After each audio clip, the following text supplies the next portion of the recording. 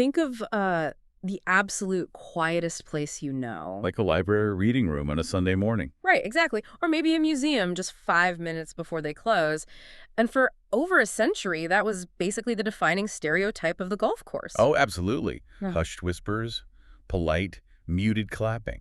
Yeah, and these incredibly rigid traditions guarded by strict dress codes, it was just the absolute definition of a stuffy, passive environment. It really was. Yeah. I mean, it was a game defined by its silence and, well, its exclusivity. You watched from behind the ropes, Right. both literally and figuratively. Right. You were just a spectator. You were never a participant in the actual narrative of what was happening out there on the grass. But then, you look at what is actually happening today, and suddenly that quiet library has turned into this packed, loud arena. People shouting. Drones buzzing overhead, someone is literally eating a massive burrito as a penalty for missing a putt. And millions of people are tuning in on their phones to watch it all unfold. Today, golf is just this massive viral sensation. It's a completely different world now. It really is. So welcome to today's deep dive. We've built this custom exploration just for you, diving into a massive stack of materials. We're talking broadcasting tech reviews, YouTube analytics, tournament manuals, and even cutting-edge coaching philosophies. A lot of ground to cover. Yeah, tons. And our mission today is to figure out exactly how the game of golf is being fundamentally rewired for an entirely new generation. Okay, let's unpack this. Well, what we are witnessing across all the data we've gathered is, honestly, a massive democratization of the sport. We're moving from this passive, highly gate-kept television viewing experience to a highly interactive, personality-driven digital model. Right, it's a total shift. Exactly. The entire ecosystem of how the game is consumed, played, and even taught is just being completely overturned. So let's start with how we actually watch the game, because the demographic shift we found in the analytics is honestly just staggering. Well, the numbers are wild. They really are. The data shows that the average viewer of a PGA Tour television broadcast is over 60 years old. 60. Yeah.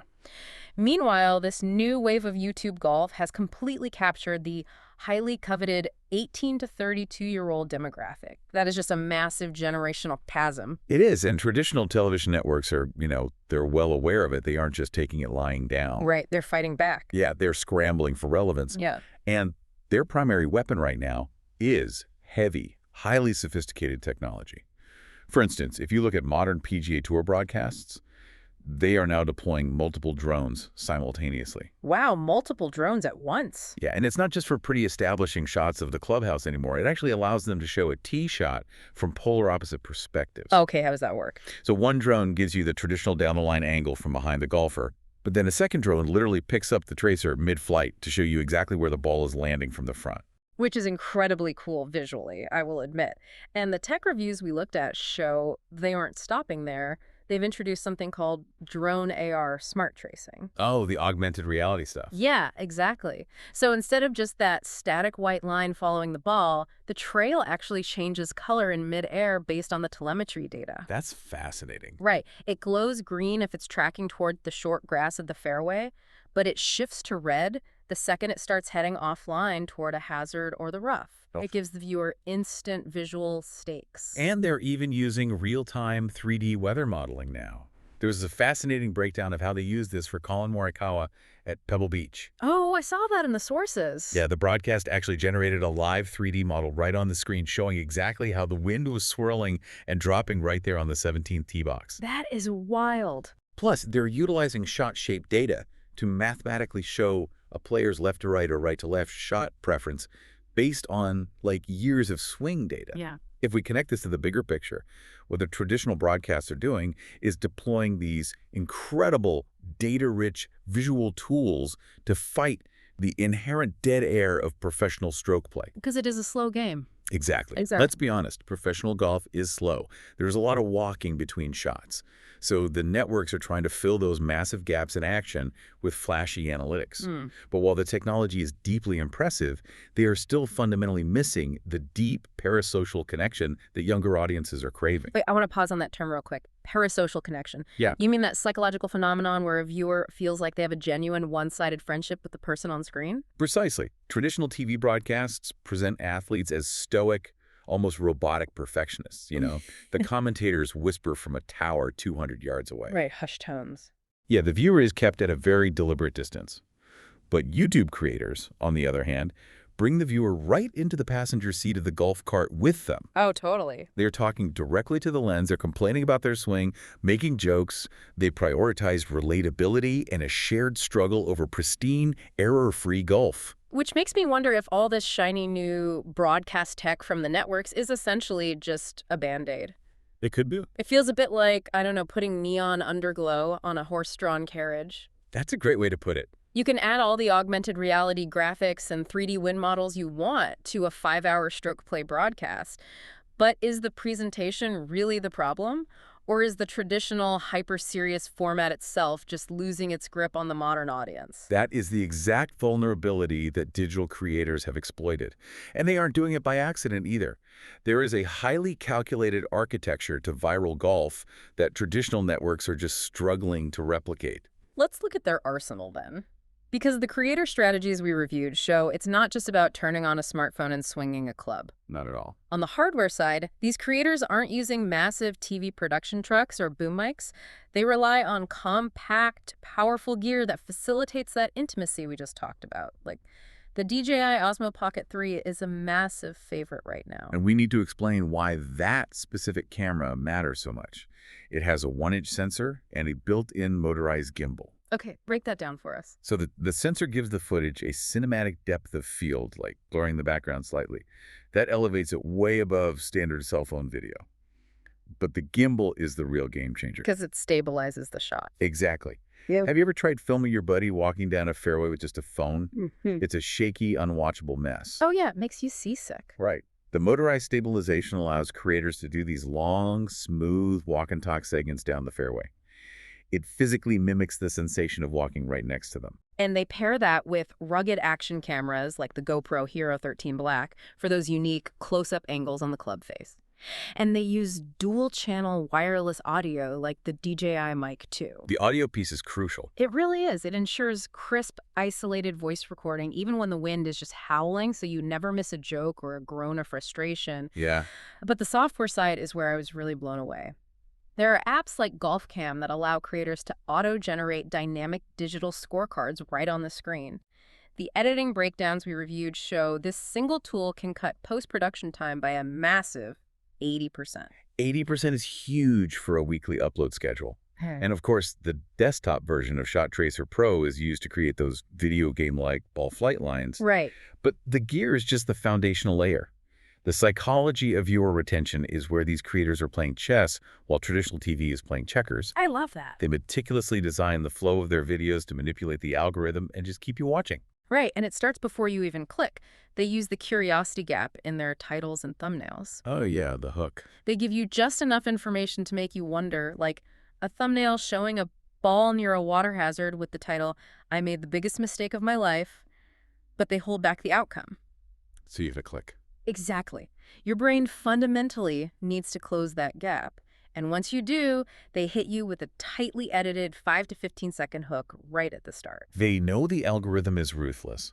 If they don't capture your attention in that first 15 seconds, you'll scroll away and the platform will just bury their video. And they don't stop there. Throughout the video, they utilize something called pattern interrupts.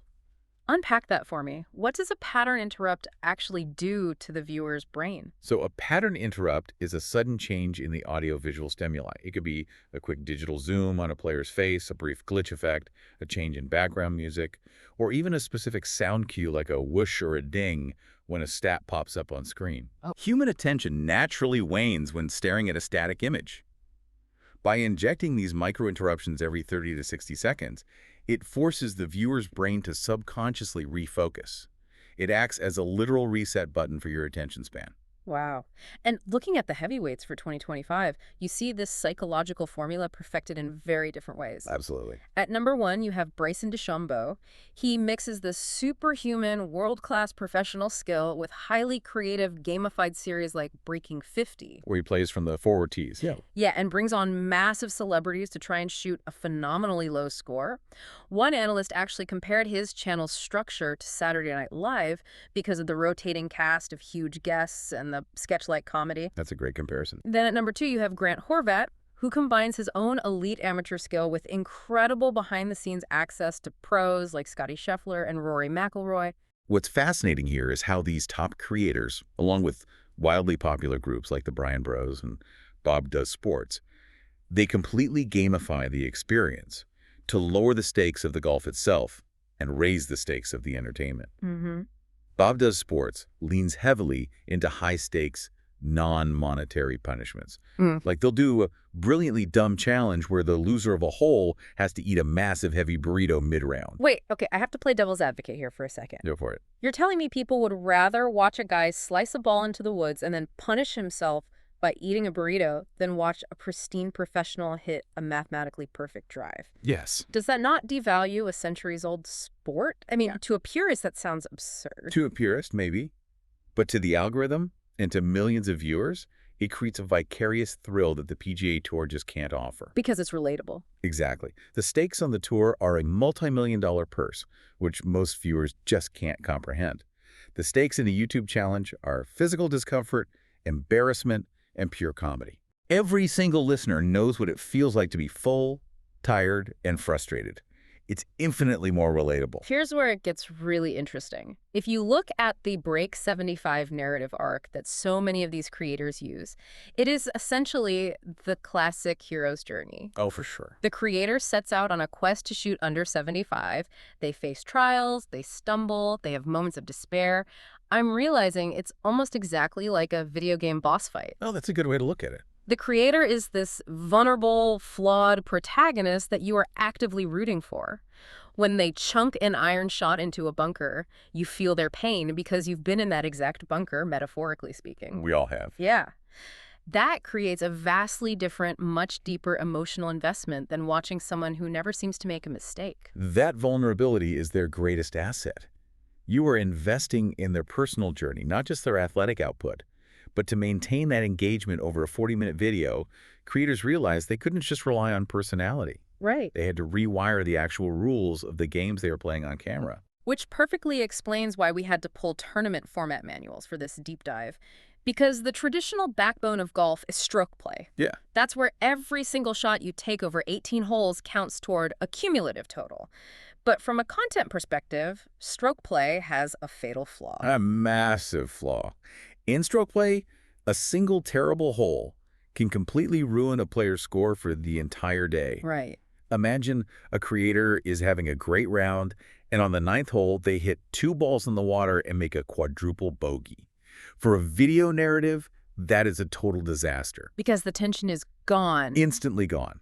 The player is mathematically out of contention to achieve their goal. The audience knows the quest is over, so they just click off. That's why YouTube Golf thrives on alternative formats that inherently manufacture and sustain tension. Right, like match play. In match play, you aren't fighting a cumulative score. You are just trying to beat your opponent on that specific hole. If you completely blow up and take an 8 on the first hole, you only lose that one hole. You step onto the second tee box, and the score is 0-0 again. The stakes are completely reset. Yeah, it wipes the slate clean. It encourages incredibly aggressive, high-risk, visually spectacular shots because the penalty for failure is contained to just that one hole. Then you have the scramble format, which has been heavily popularized by creator collectives like Good. Oh yeah, scrambles are huge. For those who haven't played it, in a scramble, everyone in a team hits a tee shot.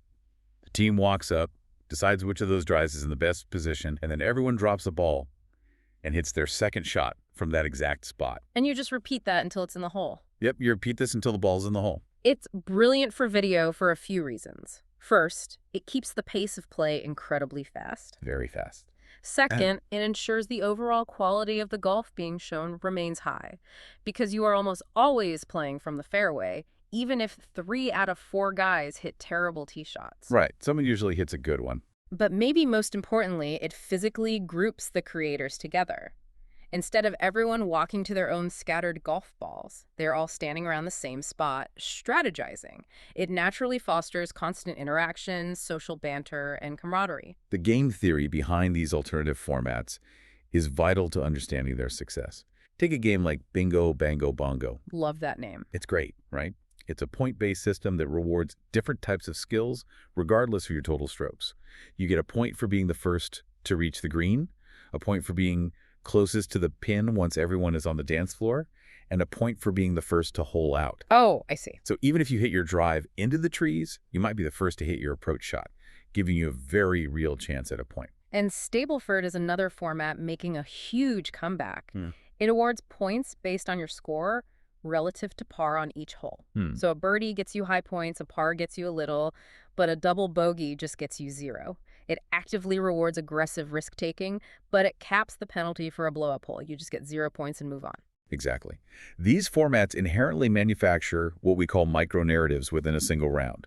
You get emotional peaks and valleys every few minutes rather than waiting 4 hours for a climax on the 18th green. Right. It completely eliminates the dead zones of traditional golf, keeping that audience retention graph perfectly steady. But I have to ask, are these alternative formats actually saving the sport from its own rigid traditions? I think so. Think about the everyday amateur listening to this right now. If you've ever tried to learn golf, you know the pure terror of stepping up to the first tee with people watching, knowing you might snap hook a drive straight into the parking lot. It's The terrifying. scramble format completely removes that shame and anxiety. If you hit a bad shot, your buddy covers for you, you pick up your ball and move on. It makes the game infinitely more accessible and welcoming to a beginner, doesn't it? It absolutely does. It shifts the entire psychological focus from individual perfection and isolation Yeah. to collective enjoyment and teamwork. And because this massive influx of new, younger players is being inspired by YouTube and actively playing these fast-paced dynamic formats, the way golfers actually learn the game is being forced to evolve as well. Which makes sense. The old ways of teaching simply don't fit the new way people are playing. Which brings us to a complete overhaul currently happening in the golf coaching industry. Yes, the business model of coaching is shifting dramatically. Historically, it was a very simple analog transaction. You pay $100 for a 45-minute lesson. The local pro watches you hit balls on a perfectly flat driving range, gives you a tip, and you just hope you remember it when you play on Saturday. Right, and you usually forget it. Exactly. Now, the industry analyses we reviewed show coaches are moving away from that paper lesson structure toward a pay-for-access monthly subscription model. And they are facilitating that through video analysis apps like OnForm. This allows for what we call asynchronous feedback. Right. So let's clarify how that actually works for a normal player. Asynchronous simply means the communication doesn't happen at the same time. You can go to the driving range on a Tuesday evening, prop up your phone, film your swing, and send it to your coach through the app. The coach might be entirely across the country. Wow. On Wednesday morning, the coach reviews the footage, draws lines on the screen, records an audio breakdown of your mechanics, and sends it back to you. You get high-level instruction tailored to your actual swing on your own schedule. And that technological shift is paired with a profound philosophical shift in how the swing is taught. The coaching documents we looked at highlight the TPI, the Titleist Performance Institute, and their dynamic coaching model. The old coaching model was entirely reactive and static. A player shoots a terrible round on Sunday, goes to their coach on Thursday, and the coach tries to fix whatever caused Sunday's bad round while the player hits off a perfectly flat artificial turf mat. But the reality is, the golfer standing in front of the coach on Thursday might have a completely different tempo, a different mindset, or different physical tightness than they did under the extreme pressure of competition on Sunday. Right, their body is different. This raises an important question. How do we effectively transfer knowledge in an unpredictable environment? The TPI uses a brilliant metaphor here that I think perfectly encapsulates the modern approach. Let's hear it. They say a golfer is like a kayaker navigating whitewater rapids. Okay. The river represents the golf course. The conditions, the wind, the lie of the ball in the rough, the pressure of the match, and the player's physical body. On that specific day, the river is constantly changing from second to second. I really like that visual. So if the river's always changing, Then a coach's job isn't to pull the kayaker out of the water, put them on dry land, and try to fix their paddling stroke in a vacuum. that makes sense. A coach's job is to give the kayaker a diverse toolbox of skills, like learning how to shape a shot around a tree or how to control trajectory when the wind is in your face so they can adapt and survive the rapids in real time. Right. It's not about fixing a mechanical flaw to build one perfect swing. It's about empowering the athlete to solve the ever-changing problems the course presents. So what does this all mean? As you're describing that, it makes me think about getting a driver's license. Oh, how so? The old coaching model feels like studying a static textbook to pass a written driving test. You memorize the rules, you know exactly what a stop sign looks like, but you aren't really driving. Right. This new dynamic video feedback model is like learning defensive driving inside a live, unpredictable simulator. You are learning how to react to a car swerving into your lane or how to handle black ice. You're reacting to the chaos of the game rather than just trying to build a robotic, repeatable motion. That's spot on. You are learning to play golf, not just learning to perform a golf swing. Exactly. And if you look closely, that shift in instruction perfectly mirrors the exact shift we are seeing in golf media, moving away from pristine clinical perfection toward adaptability, relatability, and real-time problem solving. It really is a full circle evolution when you lay it all out like that. We've journeyed from the traditional TV networks deploying multi-drone tech and AR graphics to fight off viewer boredom, to the algorithm mastery and psychological hooks of the YouTube creators. It's been a massive shift. We've seen how match play and scrambles are actively building tension and removing the historic shame of the game. And finally, how coaching is utilizing asynchronous tech to move to this dynamic kayaker in the rapids model to support the modern player. The through line connecting all of these sources is that the barrier between the game and the audience is dissolving. The sport is no longer just happening to you from a television screen while you sit quietly. It is something you are actively engaging with, whether that's through the comment section of a YouTube challenge, the back and forth video chat with your digital coach, or the scramble format you play with your friends on a Saturday. So whether you are a weekend warrior just trying to break 90, someone who consumes hours of digital golf content a week, or even a staunch golf traditionalist holding on to your country club rules, the evidence in these sources is undeniable. The landscape of the game is actively changing right under your spikes. And I want to leave you with a final thought to mull over as you digest all of this. We've established that the digital, personality-driven alternative format version of golf is vastly outpacing traditional professional tours in capturing younger demographics. Right. If this trajectory holds, will we eventually see a tipping point? Will the classic 72-hole stroke play tournament eventually become a niche exhibition just for the purists, while creator-led, high-stakes scrambles and matches become the true mainstream main event of the sport worldwide? It's a wild thought, but considering the data we just went through, suddenly it doesn't seem so impossible. The library is definitely getting louder by the minute. If you enjoy this kind of content, please subscribe to our channel. It really helps us continue creating and delivering content like this for you in the future.